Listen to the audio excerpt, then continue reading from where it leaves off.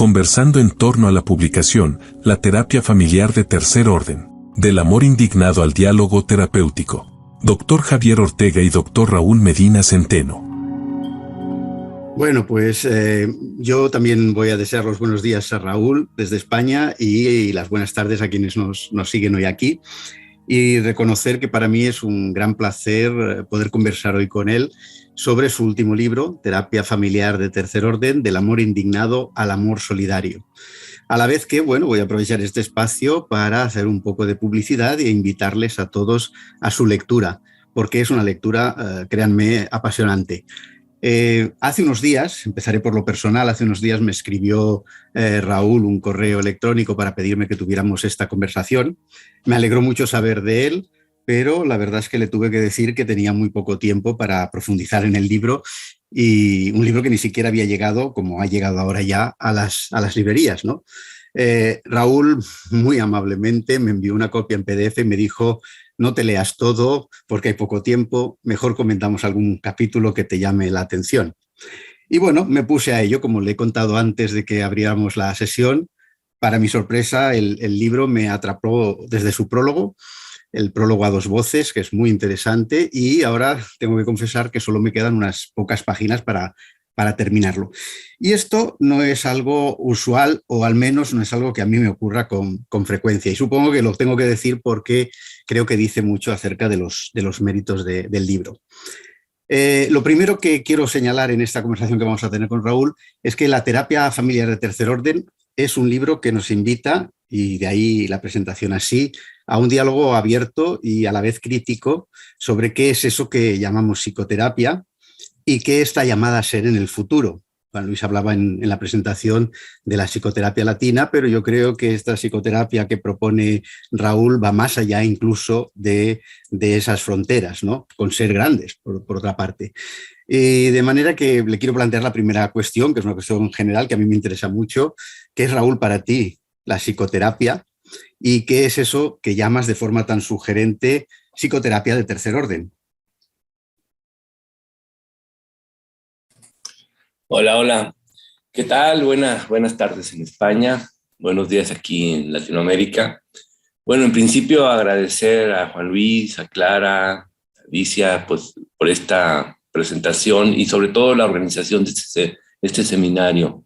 Espero que sea de su agrado y que provoque, pues, una conversación abierta al tema que vamos a plantear.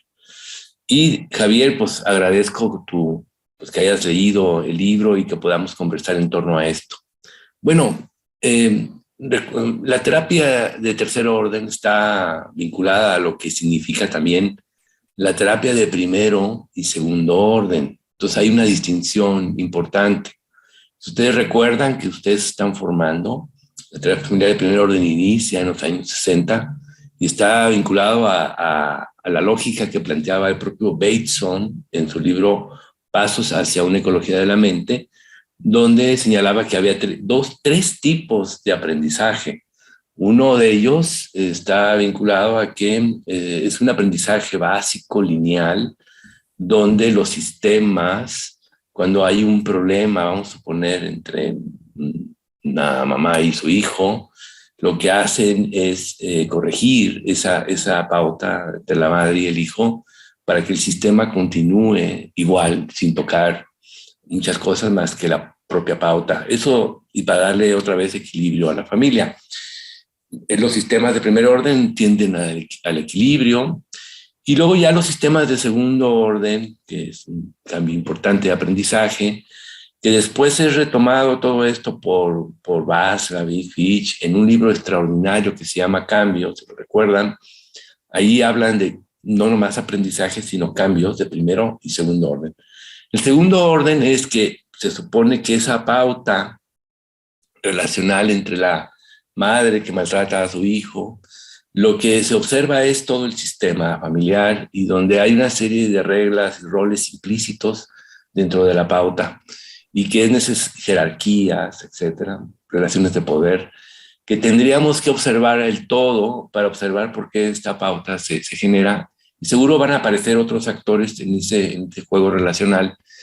Y el cambio tiene que ir orientado a que esa pauta en realidad está expresando de que el sistema en su totalidad de la familia es caduco, que es necesario cambiar, evolucionar, que trastoque las reglas del juego, trastoque los roles. Por ejemplo, un padre, si es periférico en esta relación, pues que se acerque a apoyar a la mamá para la crianza de los hijos, ya es un cambio de segundo orden, ¿no? Bateson señalaba que en este libro que el aprendizaje de tercer orden está vinculado a entender que existen una serie de elementos extrasistémicos más allá de la familia que interfieren, por ejemplo, con esa pauta del maltrato, que no solamente es interno a la familia, sino que, por ejemplo, este rol periférico del padre, vamos a suponer, y una madre que, aunque trabaje fuera de casa, se sigue ocupando del trabajo de la crianza, que los sociólogos llaman, genera una doble jornada, observa que en realidad esta madre está saturada y que el padre sigue siendo periférico, y esto genera un clima terrible interno, pero que está arraigado a una cultura que conocemos como patriarcado, ¿no? Es decir, los roles preestablecidos desde una cultura patriarcal, donde ellos lo asuman como si fuera natural y como debe ser. Entonces, la terapia de tercer orden está orientado a visibilizar estos sistemas que interfieren con el diálogo familiar, con las formas de vida y los estilos de vida, y que interfieren con la salud. Muy interesante, y hablaremos de eso después, si acaso, pero hay un tema que a mí me resulta especialmente significativo, y además es un tema muy querido por la psicoterapia sistémica desde sus orígenes, pero que se había como diluido de alguna manera, ¿no? Yo creo que tú lo miras con los ojos de una persona del siglo XXI que está atento a los avatares de lo que ocurre a nivel social y de lo que dicen las ciencias sociológicas, por ejemplo, antropológicas, sobre este tema, que es el tema del poder relacional. El poder, yo creo que tú has escrito un libro de psicoterapia, pero no sé si me excedo en calificarlo también de un libro político y de un libro ético. Y que apuesta por cambiar la sociedad familia por familia, ¿vale? Creo que es una labor educativa profunda que parte de una idea que a mí me ha gustado mucho, que es el respeto de los demás y la convicción de su íntima dignidad como personas, como seres humanos. Así como también creo que la otra cara es la creencia en los recursos y capacidades que los seres humanos poseen. ¿Por qué ha habido en la psicoterapia, a tu juicio, ese olvido o ese sumergir el tema del poder relacional?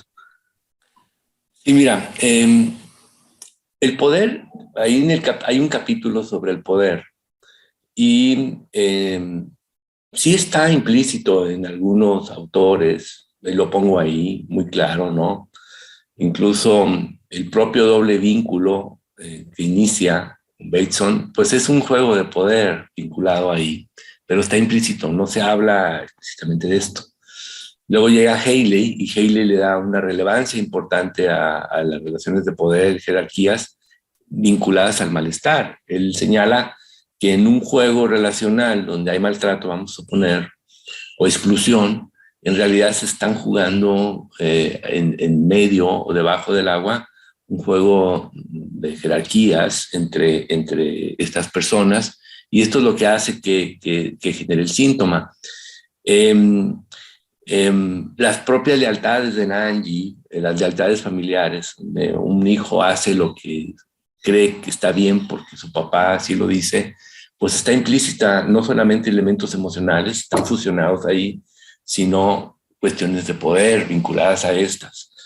Entonces están implícitas en la propia historia de la terapia familiar sistémica. Sin embargo, yo creo que a la terapia familiar, tal como lo han hecho los narrativos, y lo han hecho en concreto Michael White, que vincula, por ejemplo, a Foucault en su terapia narrativa, pues yo creo que sí hay que explicitar una teoría del poder, ¿no? En el campo de la clínica. Y aquí hay que echar mano de los sociólogos, definitivamente. Los expertos del poder son los sociólogos. Y entonces ellos empiezan a observar que el poder no es una relación de pautas, sino toda una construcción simbólica a algún tipo de subcultura.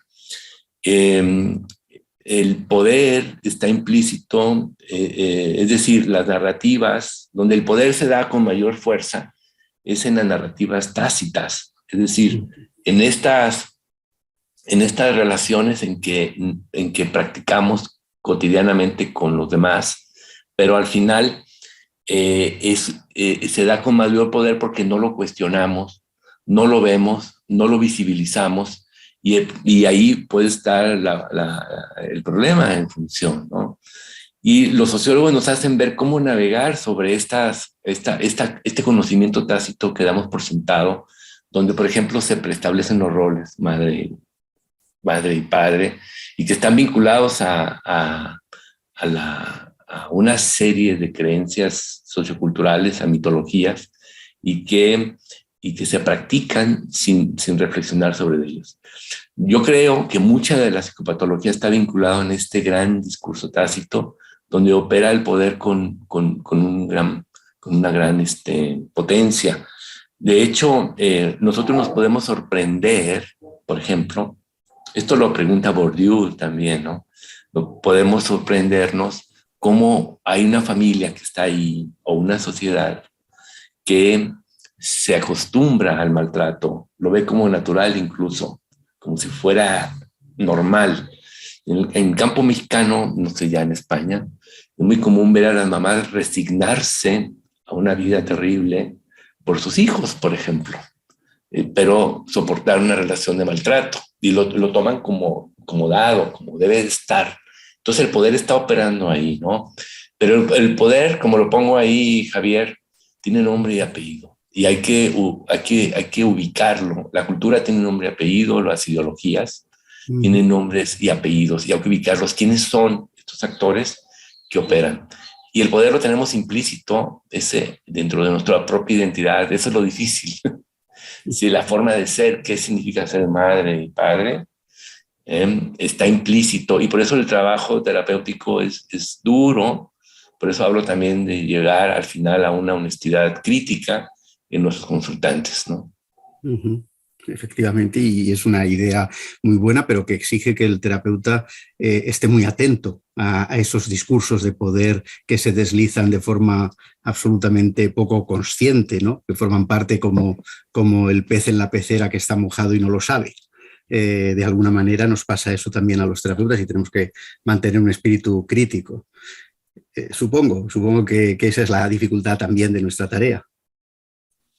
Sí, claro. Todo esto rebota hacia el papel que tiene el terapeuta, ¿no? ¿Cuál es tu papel en la sociedad?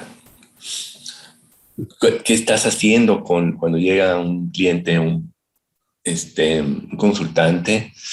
Si trabajas en una institución, explicitar críticamente tu rol que estás haciendo en esta sociedad. Si eres parte de la construcción del poder, en términos de someter también, o si eres un liberador en el que la gente y tú mismo tendrás que replantearte pues algunas bases importantes, porque yo sí creo que el malestar psicológico está arraigado a una serie de creencias totalitarias, precisas de verdad absoluta, que no permiten problematizar, no permiten generar una reflexión crítica. Y entonces, si nosotros, por ejemplo, el concepto del diagnóstico, ¿no? Si uno se mete con la idea de un diagnóstico rígido, pues tú te conviertes en un operador del sistema también, ¿no? El terapeuta está inmerso en este juego del poder. Ajá. Sí, es verdad. Me ha gustado mucho una frase que dices, y me parece que la comentas a raíz de una mujer indígena que la dice, ¿no? Que abogaba por no tener que defender la dignidad humana porque se ha conseguido hacer de ella una costumbre social. Y es una frase que me ha impactado mucho, esa claridad mental de esa mujer, ¿no?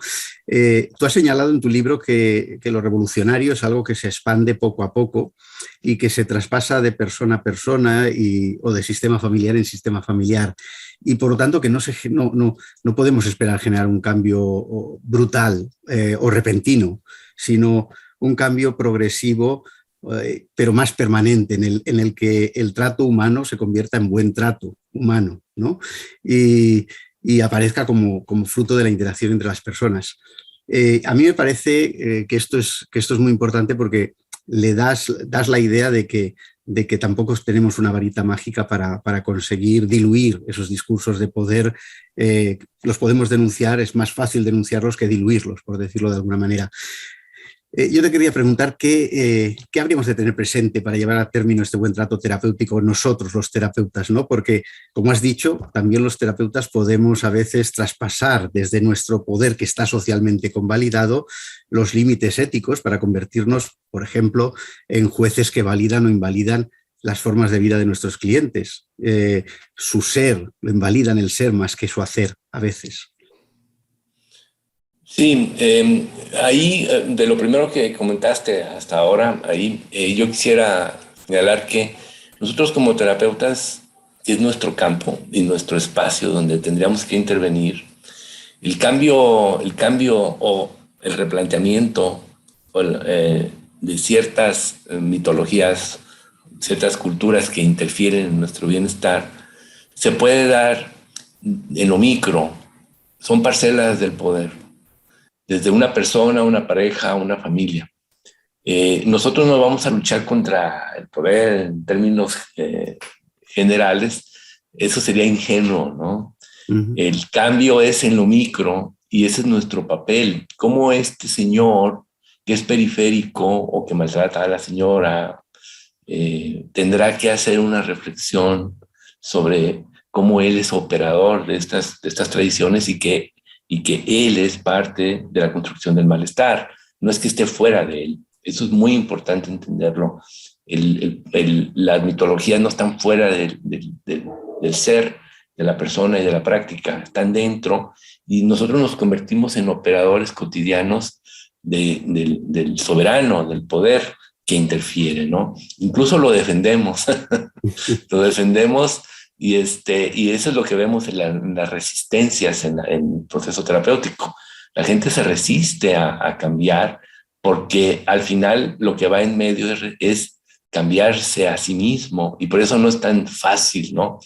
Y entonces en ese campo nosotros creemos que la familia se convierte en un gran recurso microsocial del cambio. Sigue siendo la familia nuestro centro de objeto de estudio, porque es en la familia de donde tú podrás, junto con la familia, podrás enfrentar el macrosistema, las culturas, las mitologías, la pobreza, la injusticia. Y cuando hablo de familia, pues ya ves que me expando más allá de los límites de la familia consanguínea o del parentesco. Uh-huh. Y ahí el terapeuta, ¿cuál es el papel del terapeuta? Nosotros cuando observamos el maltrato, vamos a suponer, y que está arraigado al patriarcado, que es muy común, ¿no? En España también, ¿no? Yo creo que esa visibilización, esa conciencia de que por generaciones esta familia, estas personas han practicado esto y han hecho que se haya roto el diálogo en la familia, y ha hecho que se hayan maltratado y excluido, y a partir de ahí se genera el síntoma en alguno de ellos. En esa conciencia, en ese aprendizaje de los aprendizajes de tercer orden, es donde puede iniciar el cambio crítico hacia uno mismo. Porque el cambio crítico hacia uno mismo es el cambio crítico hacia el sistema. Ese es el punto aquí, ¿sí? Porque tú lo tienes arraigado en tu forma de ser, en tu forma de interactuar. Tú vas a cambiar la historia de esta familia haciendo un cambio modesto, probablemente, involucrándote como padre en los quehaceres de la casa, de los niños, en comprender a la familia, En ese momento, cuando se visibiliza eso, yo creo que el terapeuta y ellos, el primer elemento emocional que tendríamos que inducir es ciertamente una indignación. La indignación hace ver que estos elementos que han practicado por generaciones son lo que los han hecho romper el diálogo, lo que no les ha permitido seguir adelante y evolucionando. Y esa indignación como elemento inicial va a llevar a que esta familia se junte. Y la única manera de enfrentar al sistema es juntos. Y aquí el terapeuta se convierte en un aliado de ellos, porque están observando un tercero, el tercer orden, que ciertamente te lleva a hacer cosas que creías que eran naturales o eran normales, pero que sin embargo habían roto con el diálogo en la familia. Muy interesante. Bueno, supongo que nos lo vas a desarrollar a lo largo del seminario. Yo quería también remarcar algunos capítulos de tu libro en que denuncias ciertas psicoterapias, ciertas orientaciones de la psicología, el optimismo, el coaching y, ¿por qué no?, la psiquiatría biologicista, a la que dedicas un contundente capítulo, ¿verdad? Y bueno, a mí me hizo pensar, porque la lectura de ese capítulo coincidió con haber leído en los periódicos que España es el país con más consumo de benzodiazepinas del mundo, per cápita. Claro, y además es que el uso de tranquilizantes se ha multiplicado, se ha duplicado con la pandemia. Claro, estamos hablando de un marco determinado de funcionamiento con la salud mental en el llamado estado del bienestar, en uno de los estados del bienestar, ¿no? Pero parece que, por lo que se refiere a los poderes públicos, hay poco impulso en tratar estos temas de forma psicoterapéutica y una mayor preferencia por reducir a los pacientes a su conducta pasiva y a que tomen tranquilizantes, a que sean consumidores y a que lo sean así de por vida. Discurso, por cierto, que ha calado profundamente en nuestros usuarios cuando vienen a psicoterapia, que vienen con la misma idea: denos usted pautas que nosotros las tomaremos rigurosamente, pero que no funcionarán. Pero nos convertiremos a lo mejor en pacientes de por vida también, ¿no? Y me ha parecido que es un discurso potente el tuyo, pero me pregunto si podremos doblar un poco el brazo a ese poderoso brazo armado de la industria farmacológica unida a la psiquiatría biologicista. Sí, el libro inicia con una crítica fuerte a las psicoterapias y a la psiquiatría biologicista que intentan y explican que el problema, que la enfermedad mental es un problema individual o biológico. Sí, es una cosa terrible, ¿no? Uh-huh. Después de tanto, ¿no? Y ubican el problema dentro de ti como si tú fueras el culpable y responsable, o como si tuvieras una genética defectuosa o una biología que no funciona bien, ¿no?, ante el estrés. Yo creo que me metí fuerte, lo viste, Javier, a investigar muy bien el tema, y porque no son cosas que digo yo, pero hago toda una revisión exhaustiva sobre los avances de la psiquiatría. Es que no nomás hay una psiquiatría, hay varias psiquiatrías, pero la psiquiatría biologicista creo que ha hecho muchísimo y mucho mal a las personas, y así está la historia hecha de muchas explicaciones, muchas historias contundentes que lo demuestran. Pero me metí a investigar muy bien qué dicen los propios psiquiatras, porque eso es muy importante, los propios neurólogos que dicen sobre el tema, porque ellos son los mismos que están criticando este modelo del DSM 1, 2, 3, 4 y 5, donde el punto fundamental, y Foucault lo plantea muy bien en la Historia de la Locura, es que hay en el siglo XIX, en ese momento, hay un cambio cualitativo en la historia donde la enfermedad mental la hacen una analogía directa como si fuera una enfermedad biológica. Uh-huh. Ahí, en ese momento, cambió la historia de de la psiquiatría. Antes era una psiquiatría más comunitaria, más conversatoria, etcétera. Pero a partir de ahí se lanzan con una lógica en términos de que el problema es bioquímico, el problema es genético, no hay otra cosa, lo único que tienes que hacer es tomar medicamentos. Y después de tantos años se ha visto, con muchas investigaciones que le pongo ahí, que por ejemplo los antidepresivos o los antipsicóticos después de 30 años se han hecho investigaciones longitudinales, estos no son terapéuticos, ¿no? Son controladores, pero no son terapéuticos. Y también se ha demostrado, y además que genera adicciones y un montón de cosas, ¿no? Pero se ha demostrado que si no va en medio un proceso psicoterapéutico, cuando alguien tiene una psicosis, una depresión, prácticamente la profecía autocumplidora de la psiquiatría biologicista se da, ¿no? Es para toda la vida, ¿no? Y también se ha demostrado que cuando van juntos la psicoterapia con una intervención en crisis de medicina, me parece que las cosas pueden ir muy bien. Y así hay mucha investigación también. Pero lo más aterrador de todo esto, bueno, y luego en términos de investigación señalan que la biología y la genética no están desvinculadas del contexto. Eso es muy importante. Y entonces ahí hablo de una biología de tercer orden, ¿sí? Donde la epigenesis, por ejemplo, la investigación epigenética señala que incluso los cuestiones marcadores genéticos están cambiando constantemente en función de los estilos de vida que nosotros practicamos. Es decir, la genética no puede vivir, el propio Cirulnik lo dice, no puede vivir fuera de su contexto. Y que lo que se creyó que ya con el mapa que habían visto, ya tenemos el mapa genético de todo el ser humano, ahora sí vamos a controlar todo, vieron que no, porque era dinámico y iba cambiando constantemente. Y eso fue una revelación importante que hace ver que incluso la biología es de tercer orden. No es una cuestión de primer orden, es de tercer orden. Y que las cuestiones bioquímicas pues, responden como psicosomáticos que somos a condiciones externas y que eso puede generar un patrón claro bioquímico y que es necesario intervenirlo, pero sin psicoterapia no se puede hacer.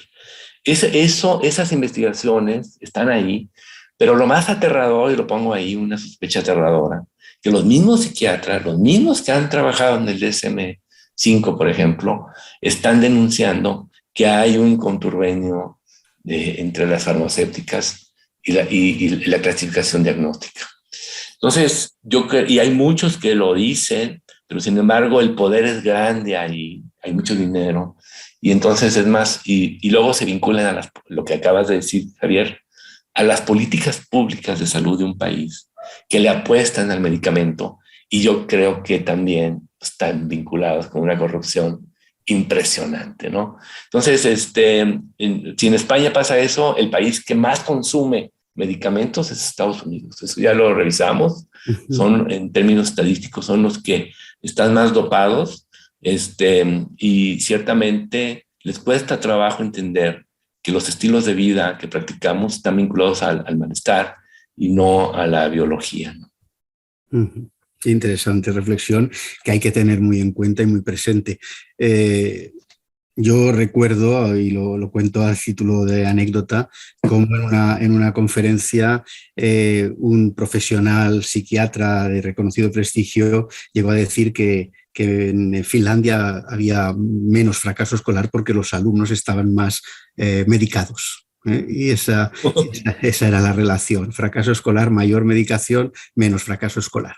Hay que decir que su investigación estaba pagada por laboratorios de los Estados Unidos y con muchísimo dinero. Efectivamente, la alianza y el contubernio está claro, ¿no? Bueno, siguiendo con el libro y ya para un poquito ir terminando, ¿no? Como no podía ser de otro modo, la pandemia nos ha afectado a todos, nos ha afectado en la salud psicológica, nos ha afectado a nivel relacional. No nos podemos abrazar ahora ni acercarnos tanto. Y tú hablas de 4 aprendizajes relevantes que ha hecho emerger la pandemia, ¿no? Uno, pues de la naturaleza relacional, que ha quedado bien en evidencia, aunque ahora nos relacionemos virtualmente, no es lo mismo, ¿verdad?, que podernos abrazar y podernos tocar y podernos ver y mirar a los ojos y notarnos en la cercanía. Esto lo ha puesto de manifiesto, pero también ha puesto de manifiesto lo que tú llamas patologías estructurales que han sido invisibilizadas por la idea de que vivimos en el mejor de los mundos posibles, como decía el Cándido de Voltaire, ¿no? Claro, hasta ahora el mundo parecía, en nuestra cultura europea, eurocéntrica y etcétera, etcétera, un lugar estable, un lugar seguro, y además que había la creencia de que todas las personas accedían a un bienestar parecido y podían afrontar la crisis parecidamente. Y esto se ha demostrado claramente que no. Es decir, que la pandemia ha derrumbado de golpe esta ilusión. Sí, sí. El libro inicia con una reflexión sobre los aprendizajes sistémicos de la pandemia y he revisado más de 100 referencias bibliográficas sobre la investigación en este año, en estos años, estos 2 años, de qué ha pasado con la pandemia, ¿no?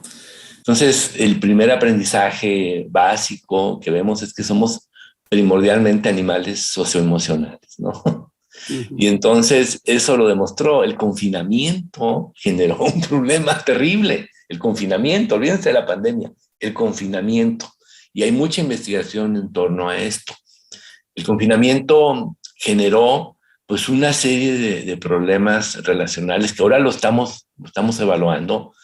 Aumentó la depresión, la ansiedad y el maltrato. Esos son los 3 elementos que aumentaron casi en todo el mundo.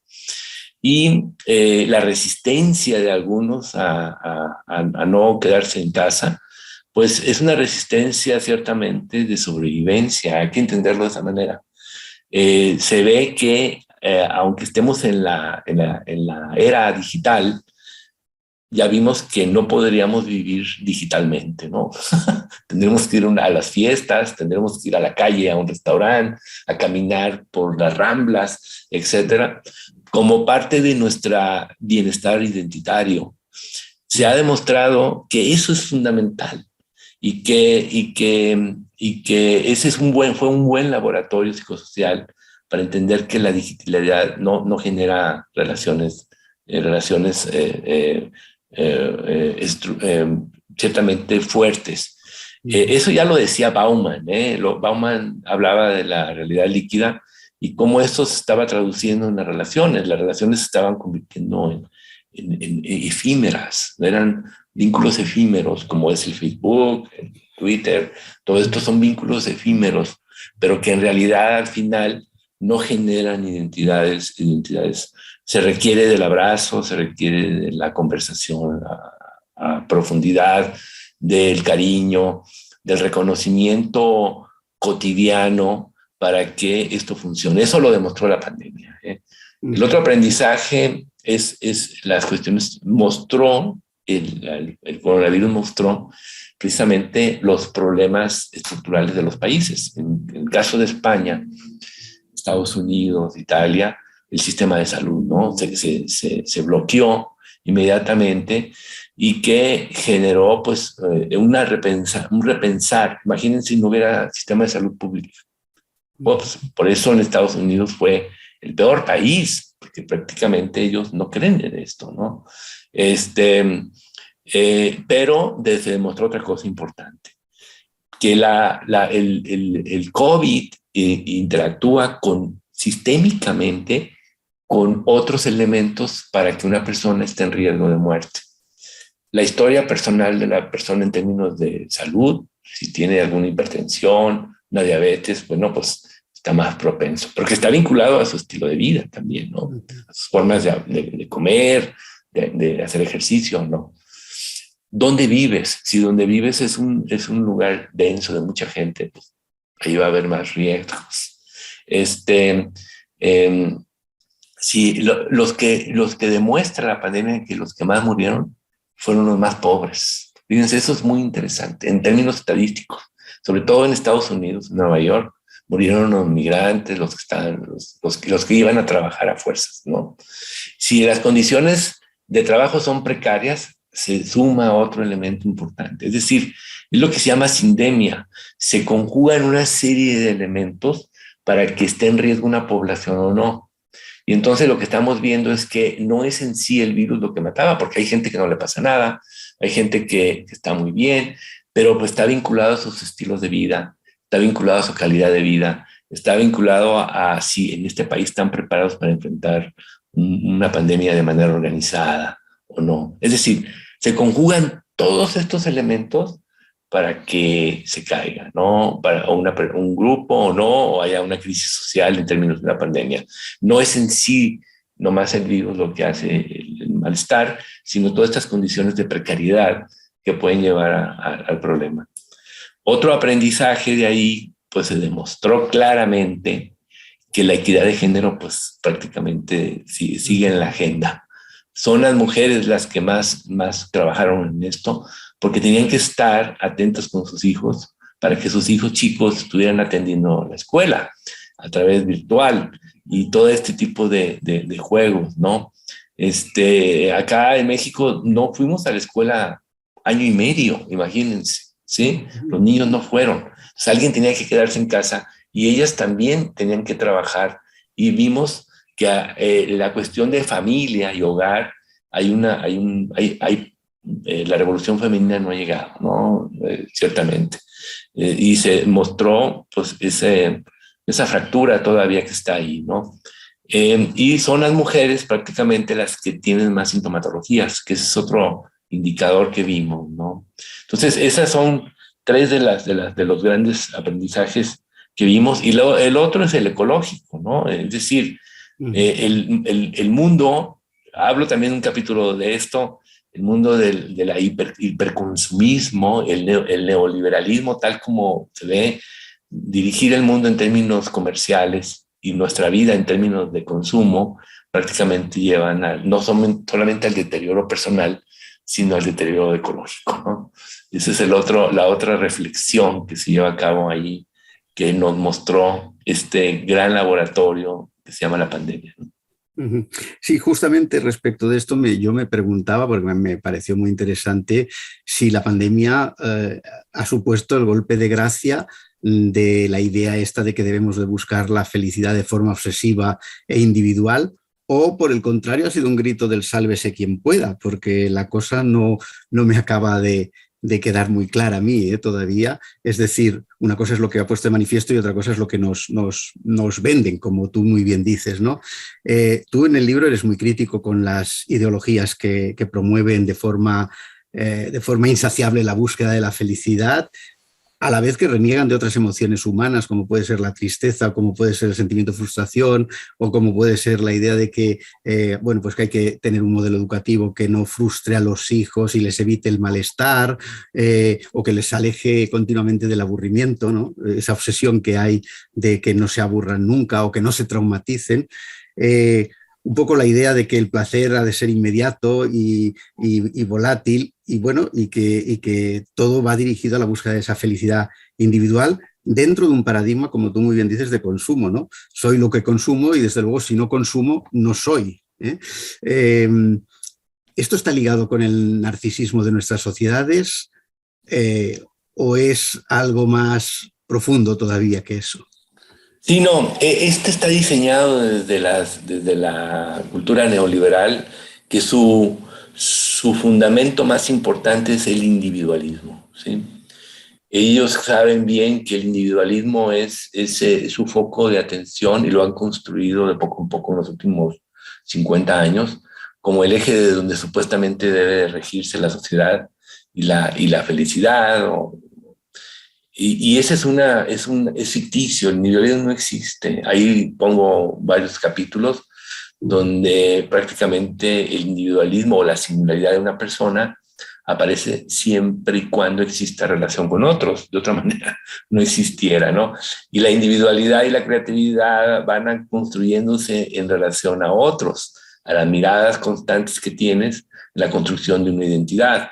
No es oblicismo ahí el individualismo, pero es una ideología que se mete en la meritocracia, que se mete en las culturas estas de la felicidad individual, y no observan que el narcisismo hace personas egoístas, este individualismo. Lo que hacen es precisamente que se rompan los lazos de cooperación, de solidaridad, y todo el mundo busca su felicidad individual. Lleva a una sociedad que se fragmenta inmediatamente. Y en eso, claro que aparecen los síntomas también. La fragmentación de la sociedad es una estrategia clarísima, porque no quieren que la gente se junte. Si se junta, pone en riesgo precisamente el status quo. Y es una construcción que tendríamos que nosotros en psicoterapia la tenemos que trabajar muchísimo. Ese narcisismo egoísta que lleva a que se rompa una conversación solidaria entre una pareja, por ejemplo, o entre un señor y su hijo, ¿no? Es decir, esto que hablo en términos generales se muestra en lo micro en una familia. La felicidad, ¿en dónde viene el mito? ¿Por qué no podemos ser felices? Claro que sí, pero la felicidad se construye colaborativamente. No se construye individualmente. Esa es una falacia terrible. La psicología positiva lo ha puesto ahí y que trata esa es otra cosa. El consumo no nomás es un consumo de objetos. El consumo es también de servicios psicológicos. y estamos tratando de buscar la fórmula especial que nos va a hacer felices, ¿sí? Y vamos a miles de psicoterapias y de talleres para ver si la encontramos, ¿no? Y se venden cientos de libros de autoayuda también. Sí, luego sales de ahí bien contento y a las 2 semanas prácticamente te caes de nuevo, ¿no? Efectivamente. Entonces, bueno, es todo eso, pero bueno. Raúl, desde luego, yo seguiría hablando contigo, pero bueno, vamos ya a terminar y quiero hacerlo con una reflexión un poco a modo de coda, también para incitar a la lectura a quienes nos están hoy escuchando y están participando de esta conversación, ¿no? Yo creo que hay 2 grandes tipos de libros, que son los primeros, los que te proporcionan soluciones a preguntas que no te has hecho, y los que te abren la mente a numerosas e inquietantes preguntas. De los 2, yo la verdad es que prefiero de todas los segundos, dejando los primeros a los profesionales de la autoayuda, que al parecer saben mejor que uno mismo cómo nos conviene vivir, ¿no? Prefiero, pues, los libros que me incitan y no los que me tranquilizan. Y el tuyo, Raúl, entra con todos los honores en esta segunda categoría. Yo, por tanto, les invito a los oyentes que están viéndonos hoy a que lo lean y que se hagan preguntas como se las hace Raúl a lo largo de toda la obra. Yo te quiero dar las gracias porque nos has hecho un regalo repleto de generosidad y por eso mis más sentidas felicitaciones por el libro, que va a tener por lo menos 75 lectores que participan hoy aquí, con toda seguridad. Muchísimas gracias, Javier, por tomarte el tiempo de leerlo, de conversar aquí. Es la primera presentación del libro, es la primera que se hace, estamos inaugurando. Se publicó en España, es muy importante decirlo, no en México, con el apoyo de señor Paulo Cosín, que es el director de Morata, dentro de la colección de terapia familiar iberoamericana. Ahí hay muchísimos títulos interesantísimos para la formación. Agradezco mucho, Javier, tus palabras. Espero que sigamos conversando, que sea una provocación este libro. Me dicen en Morata, Paulo me dice que está a la venta en cualquier librería. Si lo piden, les va a llegar, ¿no? ¿Sí es así, Paulo? Sí, efectivamente. En este mundo, cuando uno va por librerías y busca la zona de psicología, lo que se encuentra, como decía Javier, es autoayuda. Entonces, los libros están disponibles, están en los distribuidores y sois los lectores los que tenéis que ir a la librería y decir, quiero este libro, para también acostumbrar a las librerías que tienen que tener material tan excelente como el que ha escrito nuestro querido Raúl Medina. Gracias, Paulo. Yo, por si les queda un poco lejos la librería, que sepáis que en la escuela disponemos de unos cuantos. Eso no quiere decir que no sea una magnífica idea ir a las librerías a comprar libros, pero en la escuela tenemos unos cuantos ejemplares y que están a la venta a un precio especial para los asistentes a este seminario. O sea que quien esté interesado puede dirigirse a ISBA y pedir a Alicia, porque hay unos cuantos disponibles. Y quería aprovechar solamente 30 segundos para darle la enhorabuena, por supuesto, a Raúl por este increíble libro. Y supongo, y hacer una reflexión, y es que muchas de las cuestiones que ha estado comentando Raúl vienen del ámbito de la sociología, para conocer cómo están funcionando los sistemas estos de tercer orden. Por eso yo os invito a que miréis mucho más allá de la psicología. Si tiene sentido la colección de terapia familiar iberoamericana en Morata, es porque en Morata tenemos sociología, psicología y educación. Y esos tres sistemas son fundamentales para comprender el mundo y para transformarlo, a través del sistema educativo y a través de una psicología, pero una psicología que entienda todo lo que sucede en nuestra sociedad y en los sistemas familiares y nuestro entorno.